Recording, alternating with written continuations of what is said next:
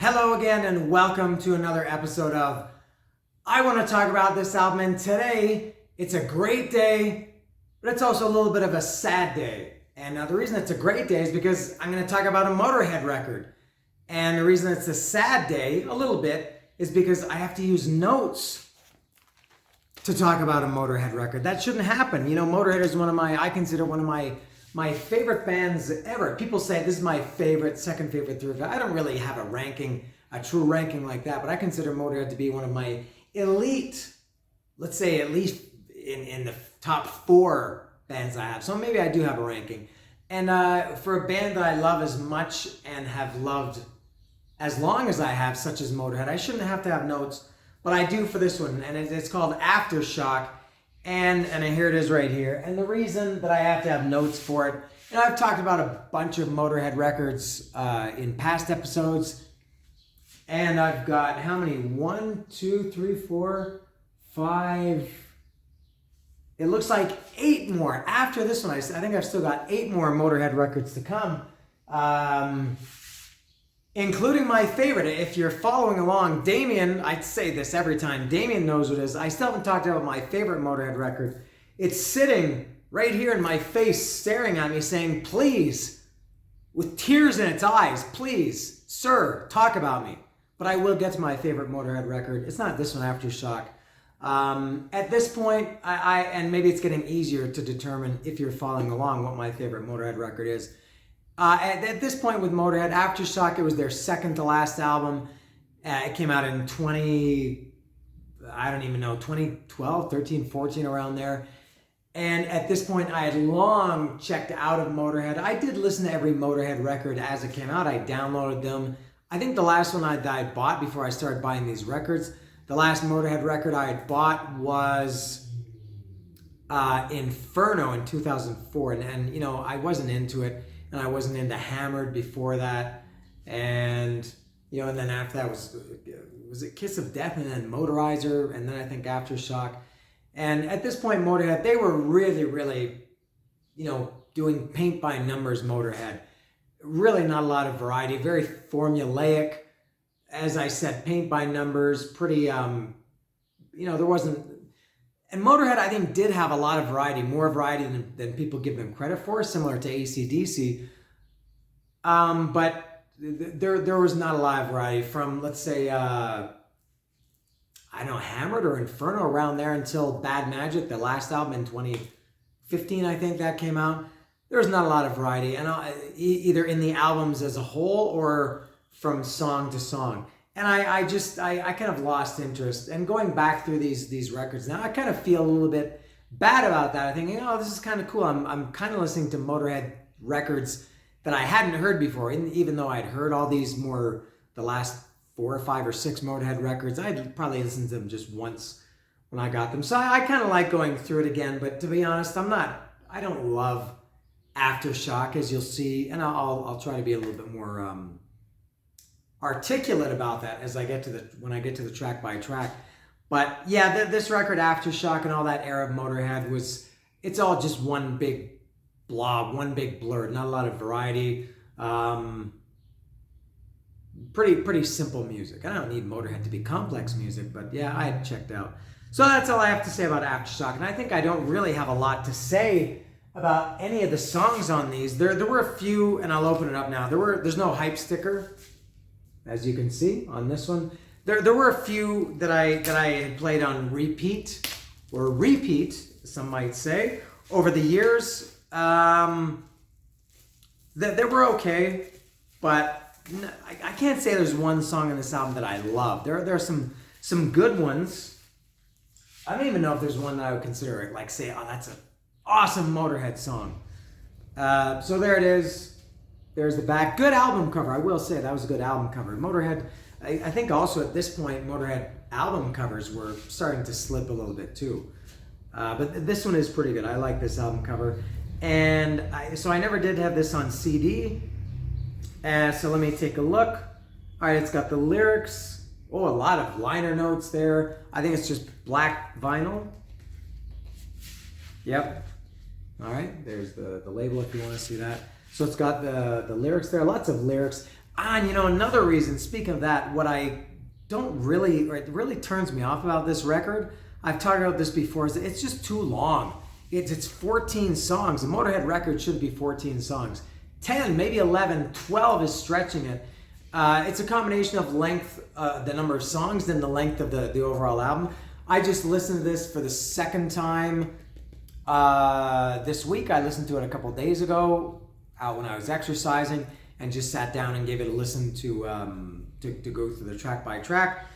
And it's just, I guess it was around, it's probably in the 40, maybe it's close to 50 minutes, maybe 45, 46, 47. I felt somewhere around there. And that's okay if it's, if it's 8 songs and they're kind of longer songs. And 14 songs is not bad if the songs are 2-3 minutes. But a lot of these songs are, in the 4 to 5 minute range. It's just too much. I'll maybe talk about that a little bit more when I get to the last 2 or 3 or 4 songs. But there it is, Aftershock. So let me put that down and pick this up, my notes. So the opening track is called Heartbreaker, and it's fast, it's aggressive. It's got the Lemmy kind of gruff, growly, this kind of voice. I can't do it because my voice is still not back to 100%. Not that I could do it even if I was at 100%, but he's got that growly voice in the verses anyway. It sounds like what you would expect the opening song of a Motorhead record to be. There's no surprises here, and it's okay. Next is Coupe de Grace, and I didn't know that Lemmy spoke Spanish, I guess that is. And it's also what you would expect the second song on a Motorhead record to be, also very fast and aggressive. I'm going through these very quickly, as you'll see. Nothing much to say about them. Next is Lost Women Blues. So Lost Women Blues, as you might guess, it is kind of a bluesy song. It's slower, bluesy, duh. And he does, Lemmy does that the blues thing where he sings the first line and then repeats it as the second line. It's a nice little bit change of pace, but I feel bad because I love Motorhead so much, but nothing out of these first 3 songs really caught my attention so far.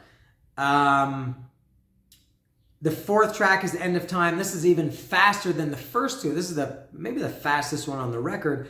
And this is what I didn't like about Motorhead at this time. They were metal Motorhead, at least starting probably with, I guess with Inferno or maybe Hammered. Motorhead was always a heavy metal band.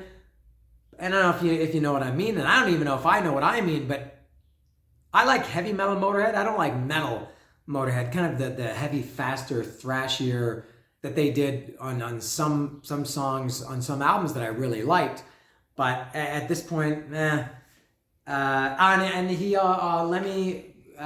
there's a line in this about dancing with the devil, kind of a little callback to Ace of Spades, of course. Dancing with the devil, it's all a game to me. Lemmy was the king, and I don't mean this in a bad way, I mean in a great way. He was the king of recycling and reusing his lyrics, or certain words or phrases or something, and I really like that. I like this little callback to Dancing with the Devil. But other than that, End of Time, again, it's just a song.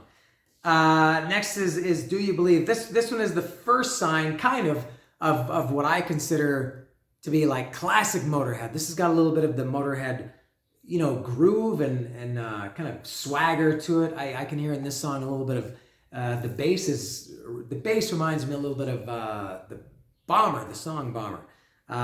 So far out of the first 5, for me, Do You Believe is my favorite so far. It's not a great song, but I liked it. 6 is Death Machine. This, I think, is more of the Motorhead that I like. It's a little bit less speed and more groove. And I do like a lot of fast Motorhead songs. Man, one of my favorites is The Hammer. Really, really fast, and I love it. But back then, I think a lot of those fast Motorhead songs, and Iron Fist was also really fast, but I don't know, man. They were, for me, just better songs. So yeah, Death Machine, it's pretty good. Again, not great. Next is Dust and Glass. So this would be the 7th song, and it's just the last song on the first side. It's kind of also bluesy and slow, and on the other side, flipping over to side 2, first track is Going to Mexico. And maybe you're kind of tricked into thinking, I am anyway, they had Going to Brazil on 1916, and now, they're going to Mexico in 2012 or 13, 14, whenever this record came out. And I love Going to Brazil. That's a great, great Motorhead song, one of my favorites. It has all the elements of Motorhead that I really like. And so maybe you're mentally kind of tricked into thinking, oh, if he's going to Mexico, it's going to be a good trip like going to Brazil. And it's okay. I like going to Mexico. It is fast. But of the fast songs, this one is my favorite so far. Next is Silence When You Speak to Me. This has immediately you think of the drum fill intro in this. To me, it sounds almost identical, spot on to Jamie's Crying by Van Halen. Other than that, nothing really noteworthy about Silence When You Speak to Me. Cool, that's a classic Motorhead album, a song title, if nothing else. Next is Crying Shame. This is the best song so far. This is my favorite on the album, I would say. And again, it's not great, but it is my favorite. It does have some piano in the chorus. This is more like Motorhead rock and roll. It's not Motorhead metal. It's not Motorhead kind of thrashy, something like that. This is really Motorhead rock and roll. Good song, Crying Shame. And next is 11, Queen of the Damned. It has that kind of that buzzy bass intro into this big walloping song. I like this song a lot too. Kind of funny. This seems for me the I shouldn't say the best songs, but the songs that I like most are on the back end of it. Often it's the other way around. And the bass in this one reminds me of, very reminiscent of We Are Motorhead, which I've established as possibly my number one Motorhead song out of all of them. So that's a good sign. It's fast, and it is a very, very good song.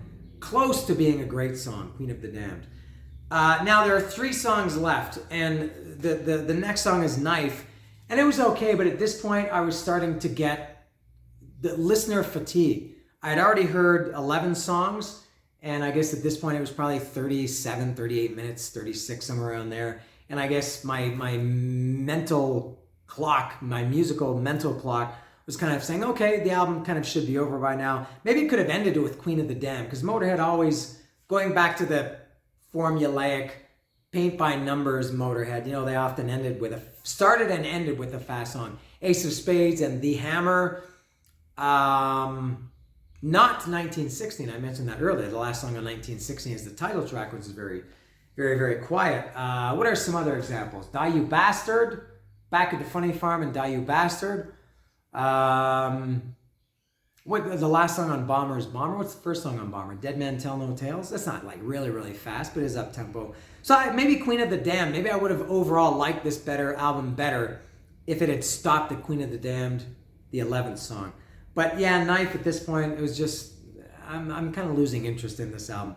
And then the next song, same thing, Keep Your Powder Dry, same thing. It's just nothing, and maybe if the songs were more varied, and I'll give you a good example, one of my favorite albums ever is Devil in the Details by Saigon Kick, and I think that one's 15 songs, and it's as I said, it's one of my favorite albums ever. It's probably around an hour, maybe even 62, 63 minutes, I don't know.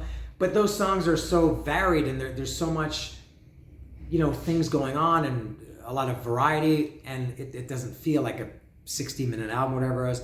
This one is only 44, 45, 46, 47, but it feels longer.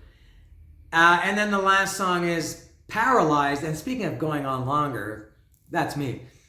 Paralyzed is the last song, and again, like as I just mentioned, the paint by numbers Motorhead, it's fast. It could have easily been the first song on the album. You could have switched Heartbreaker and Paralyzed and put them at the beginning, the bookends, I guess you would call them.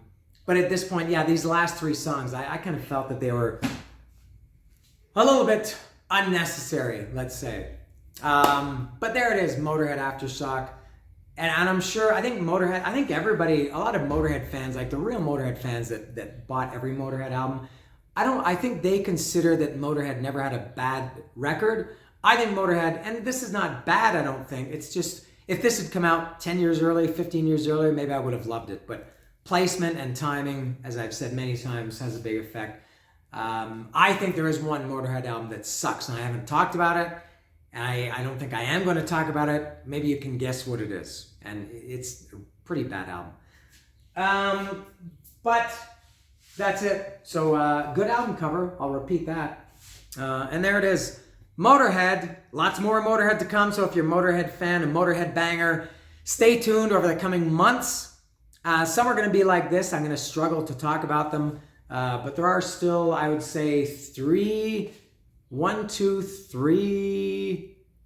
classics still to come, including my favorite. So there it is. Motorhead, Aftershock.